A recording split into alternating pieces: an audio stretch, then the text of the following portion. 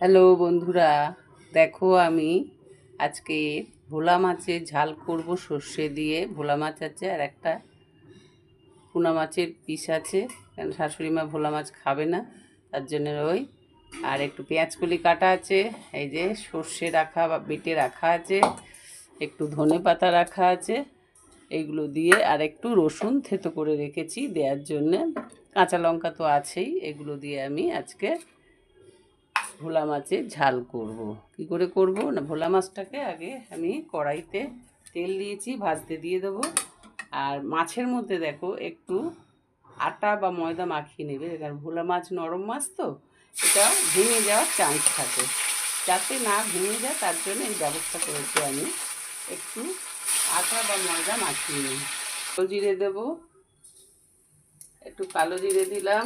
আর এই পেঁয়াজ কলিগুলো দিয়ে হলুদ দিলাম, একটু হলুদ দিলাম, লঙ্কার গুঁড়ো দিলাম, বেশি কিছু দেব না। একটু রসুন দিয়ে দিলাম, এই যে রসুনটা থেতো করে রেখেছিলাম, রসুনটা দিয়ে দিলাম। আর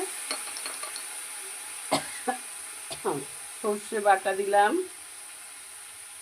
2 চামচ সর্ষে বাটা দিয়ে দিলাম। আর এর মধ্যে যে জল আছে, এর মধ্যে একটা লেবু দেখেছি, দেখো এই লেবুটাকে একটু চিপে দিয়ে দেবো, টেস্ট ভালো আসে ঝোলে, শুটে ভাবটাও বলে থাকে না। এই যে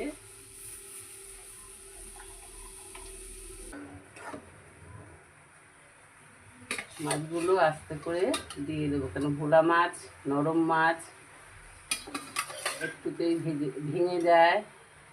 তাই মাথাটা বেরিয়ে গেছে আমার, মাথায় পাথর থাকে, মাথাটা না খাওয়াই বেশি ভালো। কাঁচা লঙ্কা ভেঙে দিয়ে দিলাম এর মধ্যে, যারা ঝাল খায় তারা খাবে। দিচ্ছি, এটা সুন্দর গন্ধ বেরোবে সর্ষের তেলে।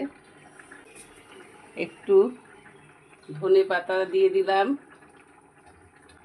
ধনে পাতার গন্ধটাও বেরোবে সুন্দর, খেতেও ভালো লাগে, দারুণ লাগে।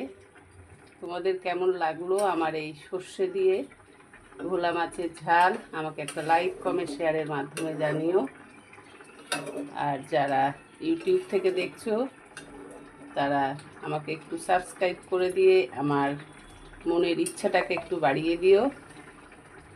এখন রাখি, কিন্তু ভুলো না ওর ভিডিওটা দেখতে, পুরোটা দেখো ভিডিওটা, কিন্তু নাহলে বুঝতেই পারবে না আমি কি করছি কখন।